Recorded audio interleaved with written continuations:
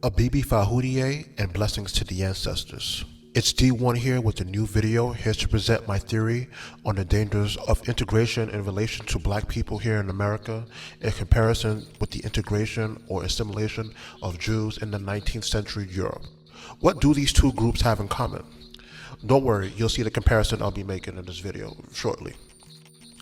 Also, I want to give credit to Brother Dwayne Wong Omowale, whose recent Medium articles on Zionism inspired the idea for this particular video, which I will include the links to his articles in the description below. Before we get started with today's video, I would like you all to subscribe to the Original People's Party's mailing list as part of our efforts to build a core support base for our Pan-African development work as we continue to grow. The link is in the description and in the pinned comments to join. In addition, if you're a fan of boom bap beats, feel free to stream my music, available on all major streaming platforms, and add your favorites to your favorite playlist as well. Thank you, and let's get started with today's video. To begin, let's give some historical overview of Europe in relation to the Jews. Historically, there has been ideological tensions amongst white Europeans over the true origins of Jesus Christ and his role in the respective Abrahamic theologies which they practice, specifically Judaism and its offshoot Christianity. As Christianity grew throughout Europe, starting earliest in the East in Armenia and in the Byzantine empires, and in the West by the Romans around the 4th century, Europe became primarily associated as a Christian subcontinent and was therefore hostile to opposing religions such as Judaism and later Islam. This context provides insight to the future persecution of Jews who would migrate throughout Europe over the course of centuries to escape violence and thus becoming a permanent minority within Europe. This is seen furthermore over the course of European history with the expulsion of Jews and their ethnic religious population and outright violence against them, as for example during the medieval waves of the Crusades and in England and France between 1290 and 1550 AD. However, the rise of what we know as the Western world and the evolution of feudalism to capitalism saw a gradual assimilation of Jews into economic and cultural life of Europe, seeing the benefits of participating in the mercantilism and the improved standards of living of Europe. The primary example we will be using is of 19th century Europe, specifically a unified Germany, as the benefits of industrial capitalism grew, also saw the heights of Jewish integration during this time period. To accommodate themselves in a European Christian society that were already hostile and weary towards them, Jewish scholars such as Abraham Geiger made arguments to temper the ideological differences that purported the conflict between Christians and Jews. These arguments resulted in the structural assimilation of 19th century German Jewry may be viewed through the same lens as the innovators from the commercial classes moved into the national bourgeoisie, while less affluent intellectuals joined the liberals and socialists. Consequently, Jewish assimilation into European society continued as the masses of Jews ignored the lingering anti-Semitism that existed in European society. One of these Jews who were concerned about this problem was Theodor Herzl. Inspired by events such as the Dreyfus Affair in France, which a Jewish army officer was falsely convicted of treason, Herzl became convinced that the only solution facing the problems of Jews was the creation of a Jewish homeland,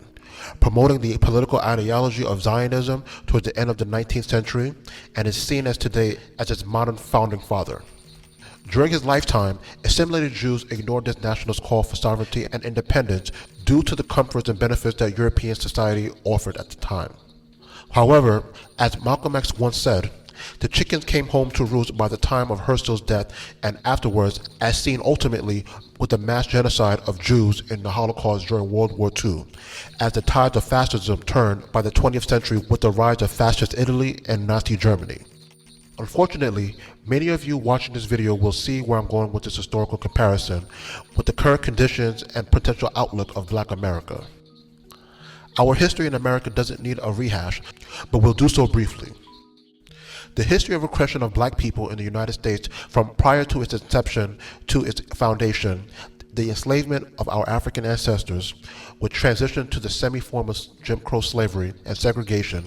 created a desire amongst segments of the Negro community to be finally free of centuries of brutality, lynching, and discrimination by being able to participate in the so-called American dream, based on the false promises of the Constitution, which defined the so-called Negro as the three-fifths of a human being. This was seen most prominently during the civil rights movement of the 1950s and 1960s, where black people organized and advocated for the end of legalized discrimination and the dismantlement of separate but equal laws. By the 1970s, these efforts became successful with the passage of the Civil Rights and Voting Rights Act that broke down the discriminatory barriers that prevented African Americans from participating in the dominant white society's economy and political life.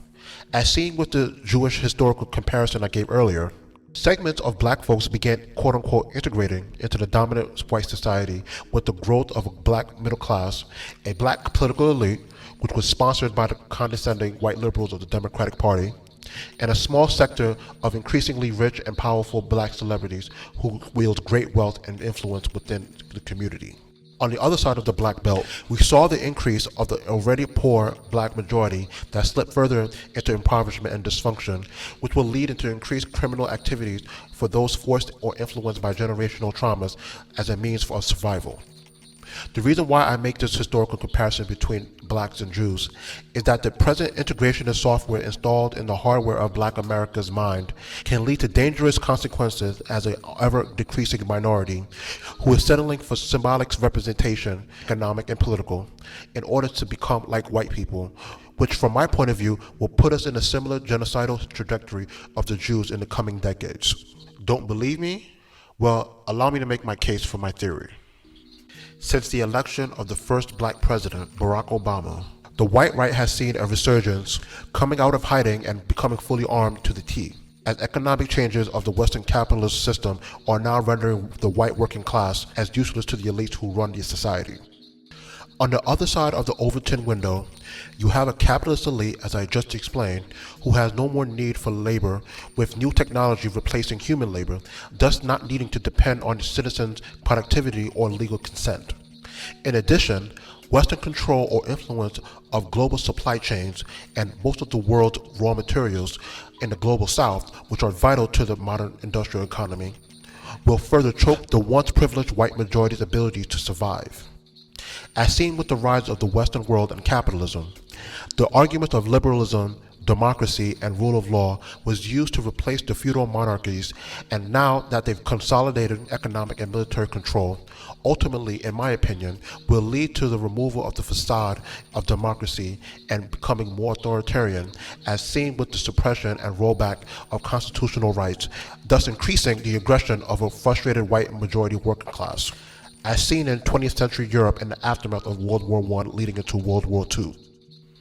As Kwame Ture used to say, it is imperative for us as African people to organize the creation of our own economies and institutions that will provide the material benefits for our people as we enter a new multipolar world. This is where the agenda of the original People's Party comes in to solve that long-term problem through adequately sharing the productivity of the economy through the cooperatives, building our own industrial systems through the infra project, and our financing of our own currencies, which is what we seek to do through your help. As we conclude today's video, don't forget to subscribe to OPP's mailing list to support our development work. And also, if you're a fan of boom bap beats, feel free to support my music and production by streaming and adding your favorite tracks and beats to your favorite playlist. Until next time, Abibi Fahudie, and blessings to the ancestors.